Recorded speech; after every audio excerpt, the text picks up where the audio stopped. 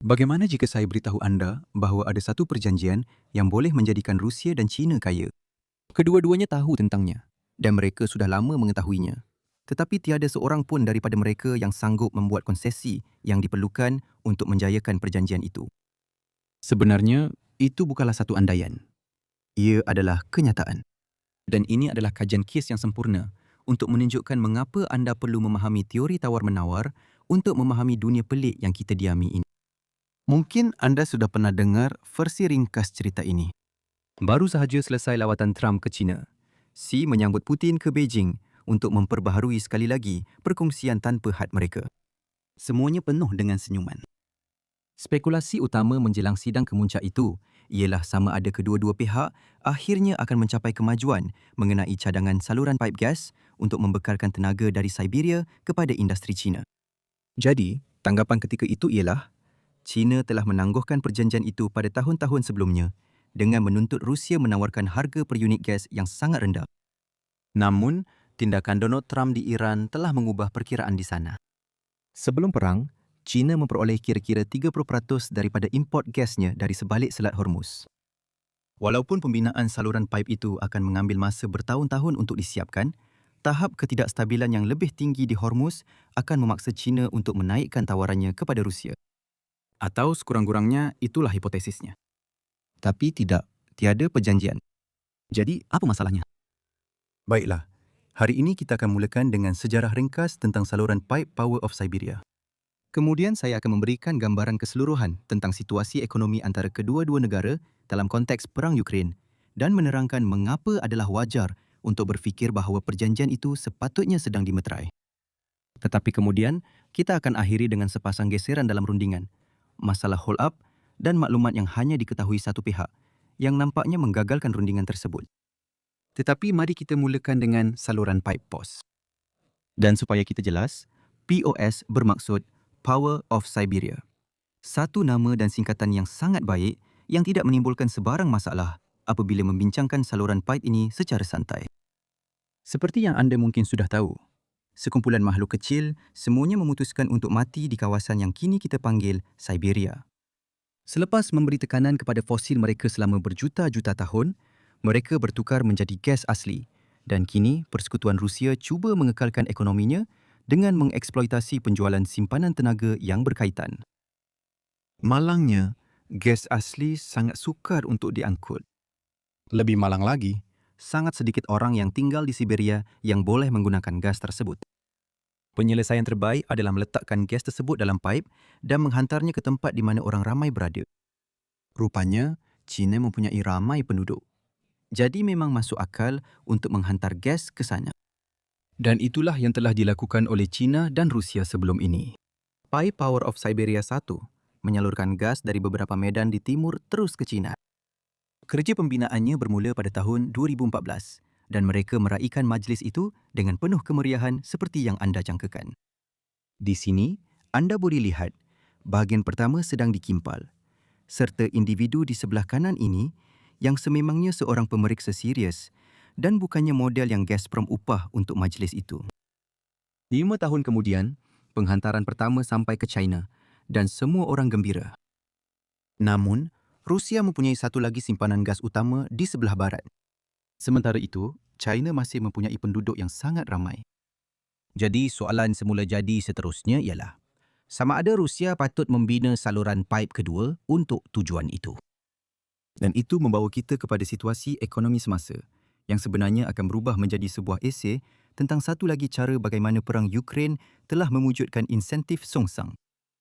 Pada masa dahulu, Rusia tidak merasakan keperluan mendesak untuk membina saluran paip dari Siberia Barat ke China. Lagipun, terdapat pembeli yang kaya dan bersedia di seluruh Eropah yang juga lebih dekat dengan kawasan medan gas tersebut. Malah, mereka juga membina satu atau dua saluran paip untuk memudahkan pembelian tersebut. Tetapi kemudian, operasi ketenteraan khas itu berlangsung lebih daripada 3 hari. Pembeli Eropah mula mempertimbangkan semula keseluruhan hubungan mereka dengan tenaga Rusia. Dan mungkin ada seseorang yang telah memutuskan untuk mensabotaj operasi saluran paip ke Eropah. Pembelian Eropah berterusan sedikit lebih lama daripada yang diinginkan oleh pemimpin yang lebih berorientasikan Eropah. Tetapi Kremlin tetap memerlukan pembeli baru. Seiring berlalunya masa, Kremlin juga mula merasakan keperluan fiskal yang mendesak untuk menyelesaikan satu perjanjian. Rakyat Rusia tidak begitu bersemangat tentang SMO, memaksa Putin untuk melancarkan kempen kontrak sukarela yang mahal bagi memastikan barisan tentera tetap cukup. Belum lagi semua logam yang telah dihabiskan oleh perang itu. Dan apabila masa terus berlalu, Pingbirds terus mengalami nasib malang apabila terhempas di lokasi yang sangat bernilai dan sangat mudah meletup. Sementara itu, sepanjang hampir keseluruhan tempoh ini, China tetap sama seperti dahulu. Ia mempunyai asas industri yang semakin berkembang dan mereka suka beroperasi dengan bahan api murah. Kita telah melihat perkara ini melalui peningkatan import LNG Rusia oleh China, tetapi itu adalah kaedah pengangkutan yang kurang optimum. Oleh itu, pasangan ini memang serasi untuk projek saluran paip. Namun begitu, sehingga tahun 2025, mereka masih gagal mencapai sebarang perjanjian. China menetapkan permintaan kontrak pada 120 hingga 130 dolar bagi setiap 1,000 meter padu. Lebih kurang sama dengan harga subsidi yang dibayar oleh pengguna domestik Rusia. Sebagai nota sampingan, subsidi tenaga seperti ini adalah perkara biasa dalam rejim autokratik dan ia memang tidak masuk akal. Apa yang mereka lakukan hanyalah menggalakkan rakyat untuk menggunakan bahan api secara berlebihan dan mencari kegunaan yang pelik untuknya, seperti rakyat Venezuela menggunakan elektrik untuk melombong Bitcoin. Ia akan menjadi lebih cekap dari segi ekonomi jika tenaga itu dijual di pasaran antarabangsa terbuka dan kemudian keuntungan itu dibayar balik kepada rakyat. Apapun, sekali lagi, China meminta 120 hingga 130 dolar bagi setiap 1,000 meter padu. Rusia pula mencari harga dua kali ganda, antara 240 dolar hingga 260 dolar, yang masih merupakan diskaun daripada harga selepas pencerobohan yang biasanya dibayar oleh orang Eropah. Saya rasa itulah yang berlaku apabila anda mengeluarkan sekumpulan pembeli kaya daripada persamaan. Walau bagaimanapun, tiada jalan untuk merapatkan jurang antara Rusia dan China. Jadi berlaku mesyuarat berturut-turut di mana mereka membincangkan saluran paip dan membuat kemajuan, namun tiada apa-apa yang benar-benar berlaku di antara masa itu. Pembuat dasar di Kiev hanya duduk dan memerhati keseluruhan urusan itu dengan rasa terhibur. Kemudian kita menghadapi perang Iran dan kejatuhan pasaran tenaga di seluruh dunia. Satu lagi saluran paip bukan sahaja menyediakan alternatif untuk China, ia juga kurang terdedah kepada usaha sekatan sama ada di Hormuz maupun Selat Melaka sekiranya Beijing mengambil tindakan terhadap Taiwan. Oleh itu, terdapat spekulasi bahawa China mungkin akan menaikkan harga tawarannya dan pihak-pihak terlibat mungkin benar-benar memulakan pembinaan POS kedua. Jadi, apa yang berlaku? Menurut laporan, Rusia mengekalkan harga yang diminta pada 240 dolar hingga 260 dolar bagi setiap 1,000 meter padu. Dan China juga mengekalkan harga tawarannya pada 120 dolar hingga 130 dolar. Nampaknya tiada kemajuan. Baiklah, jika kita mahu mendapatkan jawapan tentang apa yang berlaku di sini, kita perlu mula bercakap tentang masalah tawar-menawar. Sebenarnya, kita pernah bincangkan perkara ini sebelum ini dalam konteks saluran paip 2 tahun lalu ketika terdapat satu lagi rundingan yang gagal.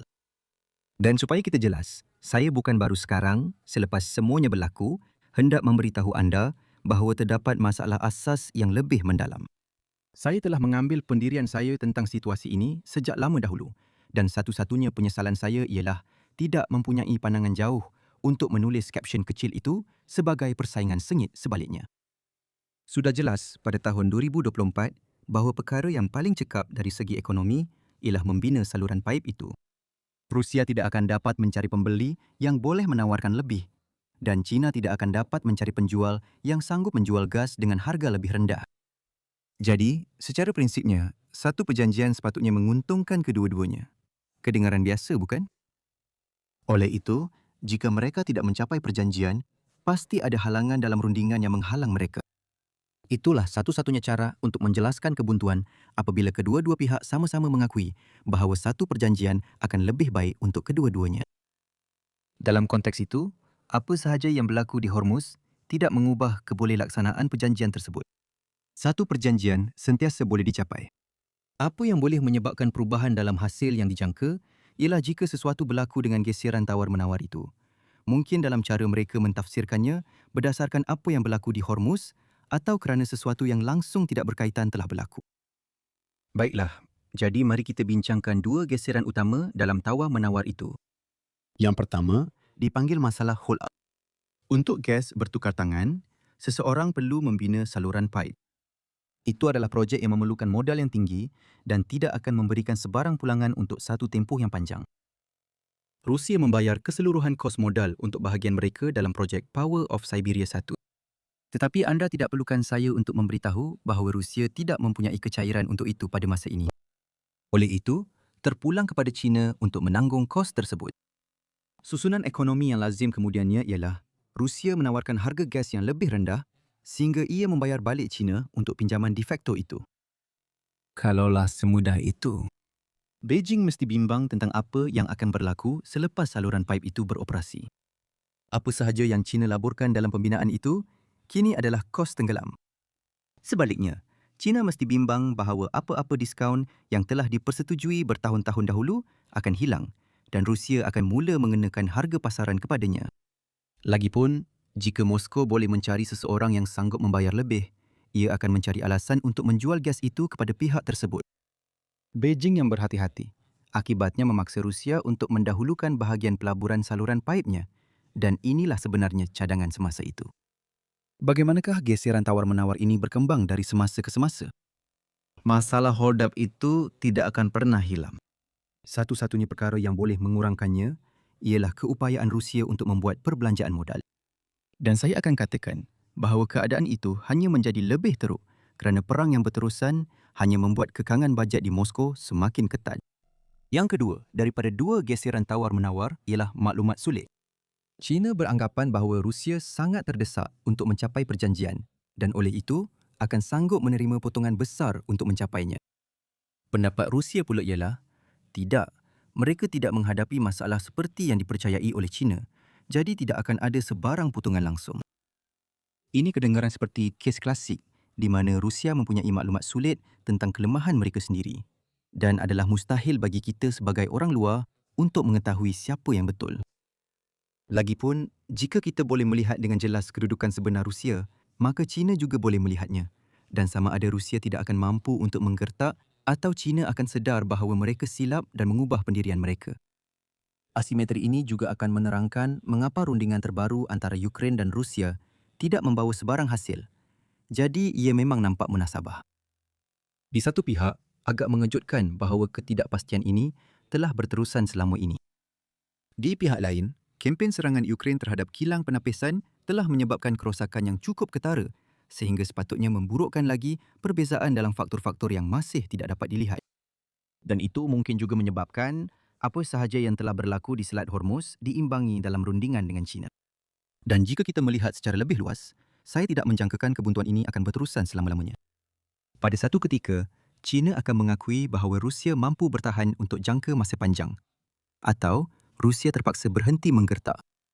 Dan akhirnya, ekonomi Rusia akan kembali ke keadaan di mana membuat pelaburan infrastruktur jangka panjang akan menjadi langkah keuangan yang bijak. Baiklah, yang itu akan mengambil masa, tetapi mereka akan sampai ke tahap itu suatu hari nanti.